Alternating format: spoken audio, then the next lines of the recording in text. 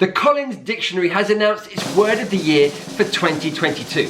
And the winner is Perma Crisis, an extended period of insecurity and instability that results in a series of catastrophic events. It feels like the UK has been in perma crisis for a long time. If I take just the last few months, we've had an economic downturn. Our first Prime Minister, Boris Johnson, was forced to quit. Then our second Prime Minister, Liz Truss, also resigned. In between, Kwasi Kwarteng, the Chancellor of the Exchequer, brings the value of the pound down with his mini budget. Oh, did I forget that the Queen also died? And by the way, we've got our third Prime Minister in just a couple of months. I think we can safely say that's a perma crisis. The perfect word to summarise 2022, and I'm sure you could give me a great example of a perma crisis in your country. Perma crisis was the winner, but what were the other words? Sportswashing, the sponsorship or promotion of sporting activity in order to enhance a tarnished reputation or to distract attention from controversial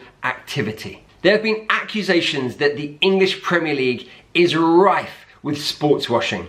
The latest example is the Saudi takeover of Newcastle United. The alleged idea is that they use football to distract attention from malicious activities elsewhere. And it's not just football, it's many sports in many different countries around the world.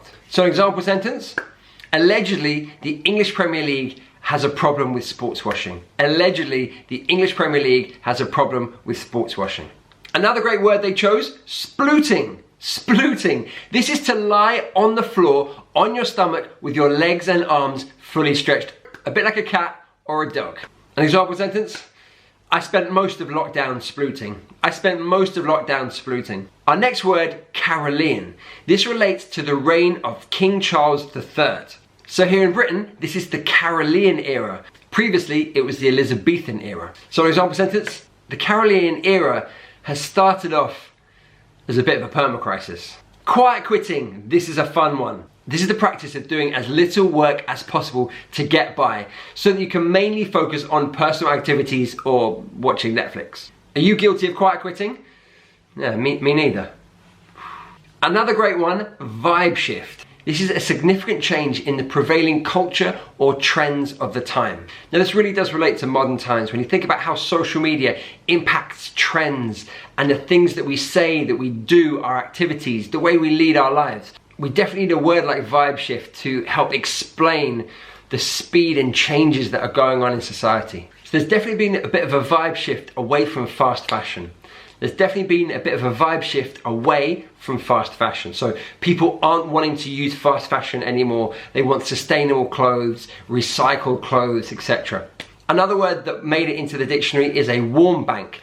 This is a place that people go who can't afford to heat their home. So it's a place they can go to stay warm. Now there's a lot of fear this winter that energy prices are going to be far too expensive for most people, so this is going to be really important. These warm banks that are placed around Britain are going to be safe havens for so many people. So, an example, they've set up a warm bank just down the road. They've set up a warm bank just down the road. And one that was very specific to Britain is Partygate. This was a political scandal over social gatherings held by British government officials during 2020 and 2021 when we had strict lockdown rules. At the time, we weren't allowed to socialise with friends and family, but some government officials, people that work in the government, were doing it anyway. And there were questions being asked whether Boris Johnson, the Prime Minister at the time, Rishi Sunak, who's the Chancellor of the Exchequer at the time, and people around them, were they actually socialising when the rest of us couldn't? Now the word Partygate takes the suffix gate, which comes from Watergate, which was a political scandal in the US in the 1970s. And whenever we have a kind of political scandal, we often put the suffix gate at the end of it. Because it was a scandal over partying, they called it Partygate. And that's how we get the word. If you'd love to keep your vocabulary up to date, like all of these words, then check out my program 30 Days to Better English, where every day I teach you a fantastic phrase of the day. The link is in the description below, or you can go to shop.eatsleepdreamenglish.com.